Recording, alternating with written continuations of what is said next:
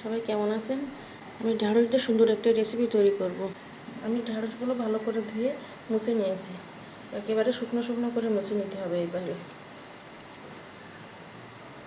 আমি ঢ্যাঁড়সগুলো কেটে নিচ্ছি। মাথার থেকে এইভাবে কেটে নিতে হবে, আর পিছন থেকে সামান্য একটু কেটে নিতে হবে এইভাবে। কেটে নিয়ে আমি মাথার থেকে এরকম করে সম্পূর্ণ কাটবো না, কিছুটা রেখে কাটবো, এরকম কিছুটা রেখে কাটবো।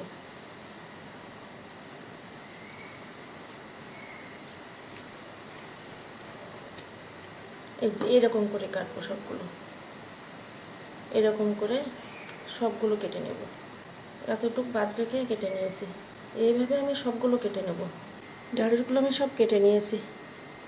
এই যে সবগুলো আমি কেটে নিয়েছি। আমি বাটিতে কিছু বেসন নিয়েছি, এখানে হাফ কাপ আছে। আমি এর ভিতরে দিয়ে দিচ্ছি চাউলের গুঁড়া, 1 চামচ দিলাম, বড় চামচের 1 চামচ। আর দিয়ে দিচ্ছি পরিমাণ মতো লবণ। আর দিয়ে দিচ্ছি হলুদের গুঁড়া হাফ চামচ। আর দিয়ে দিচ্ছি হাফ চামচ ধনিয়া গুঁড়া। আর দিচ্ছি কালো জিরা হাফ চামচ। আর দিচ্ছি 1 চামচ শুকনো মরিচের গুঁড়া। আমি সব কিছু একসঙ্গে ভালো করে মিশিয়ে নেব।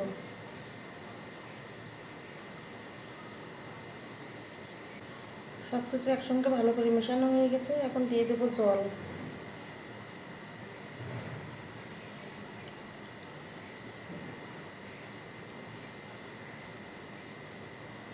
অল্প অল্প করে জল দেবো আর মেশাতে থাকবো।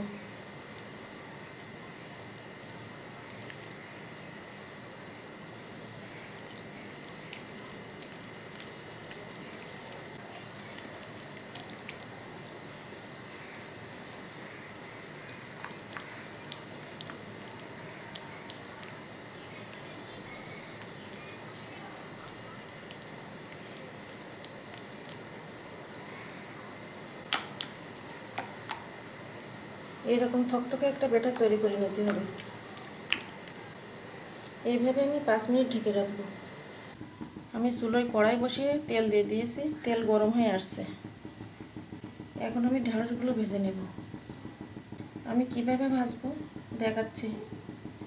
এই যে ব্যাটারটা নিয়েছি, তো ব্যাটারটার ভিতরে ঢ্যাঁড়সগুলো এভাবে দিয়ে দেব। এই যে এই ঢ্যাঁড়সের ভিতরে এইভাবে ভাগ করে দিয়ে দিতে হবে।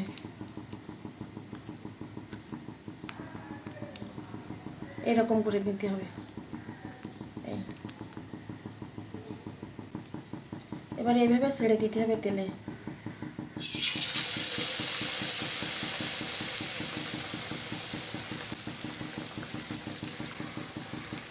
আমি আর একটা দেখাচ্ছি।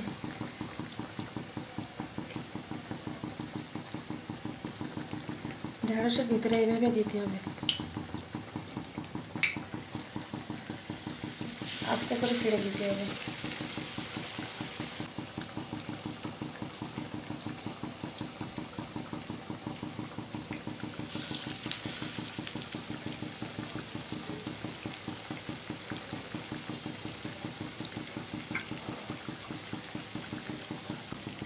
এবার আমি উল্টিয়ে দিচ্ছি।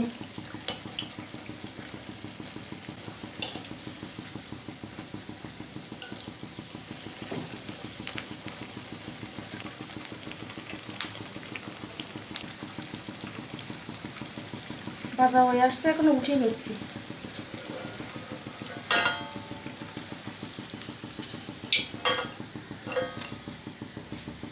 এইভাবে ভাজতে হবে সবগুলো।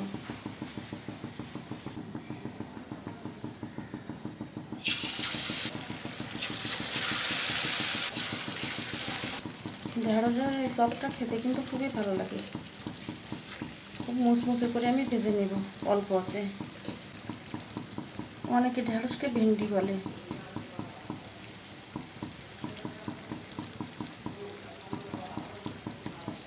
আমার রেসিপিটি যদি পছন্দ হয় অবশ্যই লাইক করবেন, শেয়ার করবেন।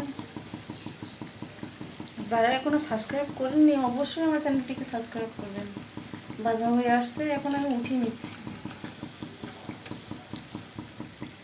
এরকম করে ভেজে নেব সবগুলো।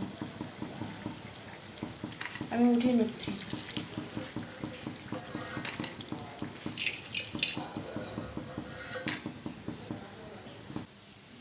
ঢেঁড়সের চপগুলো আমি সব ভেজে নিয়েছি। কত সুন্দর মশমশা হয়েছে, খেতেও কিন্তু অনেক ভালো হয়। আমি আজ তৈরি করলাম ঢেঁড়সের চপ। আজ এই পর্যন্ত, সবাই ভালো থাকবেন, ধন্যবাদ।